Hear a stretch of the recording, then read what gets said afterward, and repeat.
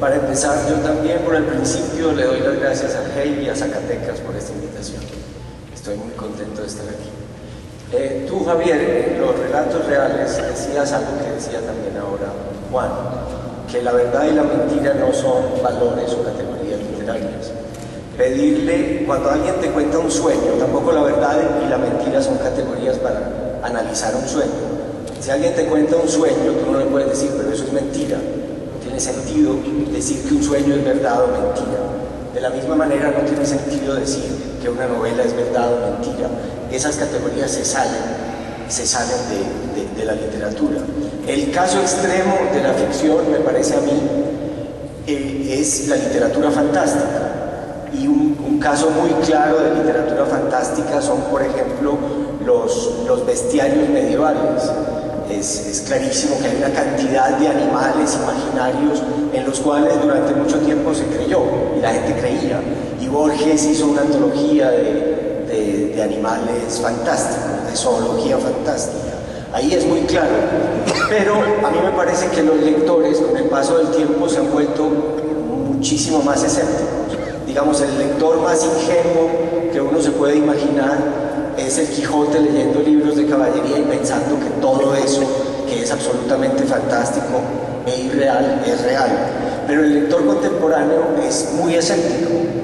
Yo me imagino que a lo mejor los niños de Grecia, los niños griegos clásicos, jugaban pensando en minotauros, en centauros, en sirenas, como los niños de hoy juegan con velociraptors y tiranosaurios rex.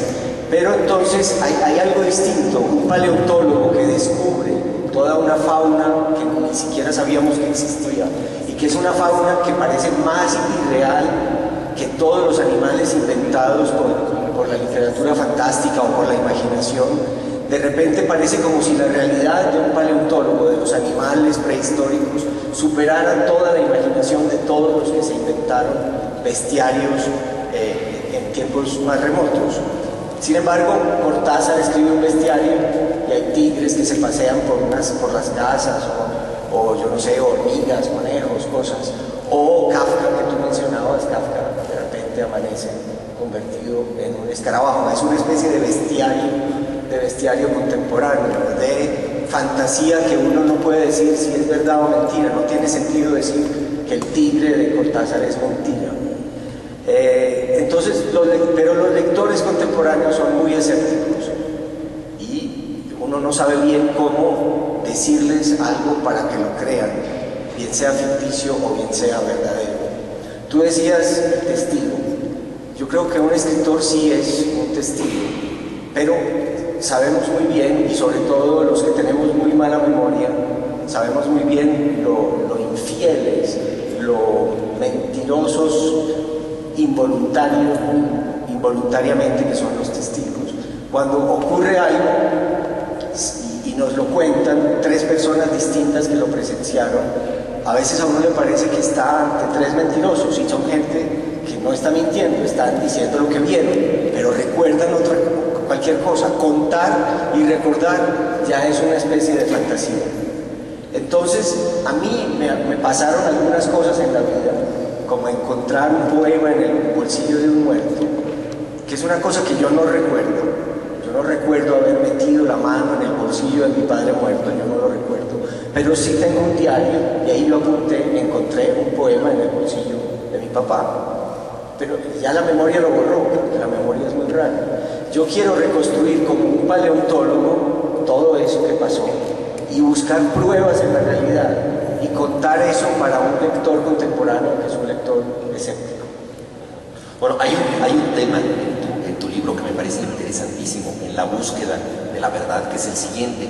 Tú publicas un adelanto de esta historia y tienes de inmediato un antagonista, Harold Alvarado Tenorio, un poeta colombiano que dice: eso es falso, los poemas de Borges los escribí yo, son pastiches, y yo los hice circular clandestinamente para que la gente pensara que son de Borges. Tú sigues tu búsqueda y a lo largo de tu búsqueda de alguna manera la va entorpeciendo, armando polémicas en la prensa, en internet, en tonos cada vez más exaltados y más subidos, y entonces se va dando como una especie de duelo borgiano que va buscando cosas, y Y de repente una cosa que me parece extraordinariamente singular es que tu adversario, tu antagonista, te da la pista decisiva para que encuentres los verdaderos poemas. Te dice, hay unos tipos en Argentina que solo conocemos los borgianos duros, ve a verlos. Entonces él, que te molesta tanto y que quiere ser el que gane, él de alguna manera, casi sin saberlo, se rinde. Y es él el que te pone en bandeja la solución. Eso es interesantísimo en la pesquisa de la verdad, que a veces la verdad está en tu enemigo. Sí, yo le debo mucho a Tenorio. En todo libro de ficción, para que sea bueno, tiene que haber un malo, o por lo menos maldad. En una historia real, a mí me hacía falta un malo, y me resultó el malo. Él es muy malo. Es muy malo, pero te regaló la solución. Sí, sí, es que los malos son muy paradójicos, y los malos no son nítidos, ni estos de la derecha son los malos de esta sala y estos los buenos. Pero uno necesita en la ficción, y en un relato real, como de los que te gustan a ti, uno necesita un malo, y él era un malo espontáneo, natural, un malo, un espíritu maligno, un Mefistófeles natural. Y yo le debo muchísimo poder escribir no una mentira, sino verdades con un tipo realmente malo. Por eso yo estoy muy agradecido con él. Él me dio pistas y luego según las fases de la luna, él decía que él era el autor del poema, o que era Borges, o que era un señor de Mendoza. Me daba pistas falsas y pistas reales. Los espíritus malignos que son fascinantes. La maldad es mucho mejor escribir sobre gente mala que sobre gente buena. Es menos cursi, menos ridículo, más fácil. Y bueno, este señor con su maldad espontánea me dio la oportunidad de poner un malo en un libro real, en una historia real. Héctor, pero si yo te he entendido bien, en estos dos textos, estos dos libros, tanto el de El olvido que seremos como el del poema de Borges, en realidad tú has prescindido de la ficción, o casi enteramente, tal cosa sea posible, porque tú lo necesitabas, es decir, porque el texto te lo demandaba. No es así, es decir, no es que hayas renunciado a la ficción, o que creas que la ficción está en crisis, o que, por lo que estabas diciendo ahora, al estar todos tan bombardeados, digo, el lector y todos, por ficciones constantemente televisivas, cinematográficas, etc., descreas de la ficción, sino que ha sido ello porque lo necesitabas. ¿Entiendes? Sí, no, lo que pasa es que uno, como cualquier persona, no es pudoroso con las historias familiares. Yo creo que muchas veces la ficción es una manera de poder hablar de cosas muy íntimas sin darle nombre propio. Yo a lo mejor no voy a hablar del adulterio de mi mujer o de una persona concreta, sino que me invento una Madame Bovary que no existe para poder hablar del adulterio, sin acusar, sin escribir el nombre de mi prima, de mi mamá, de mi mujer, de mi hija.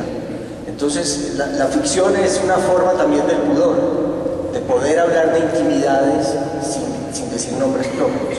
Y yo, por el pudor, intenté escribir en forma de ficción la historia de mi padre, que me parecía una historia bonita. Y una vez me inventé un doctor Burgos al que lo asesinan en una novela llena de cosas inventadas que es angosta, pero me parecía que la historia real seguía siendo más bonita que cualquier ficción que yo pudiera hacer a partir de la historia real. Sí, hay veces que la realidad es tan fuerte que realmente es un desperdicio tratar de agregarle cosas a la ficción. Yo creo que la ficción es necesaria para agregar misterios, ¿no? Cuando la realidad no es suficientemente rica en sí misma. Y esto ocurre muchas veces porque el mundo es imperfecto, el mundo está mal hecho, el mundo no nos satisface tal como está. Tenemos que aportarle algo que lo mejore, que lo vuelva más complejo, que lo vuelva más misterioso.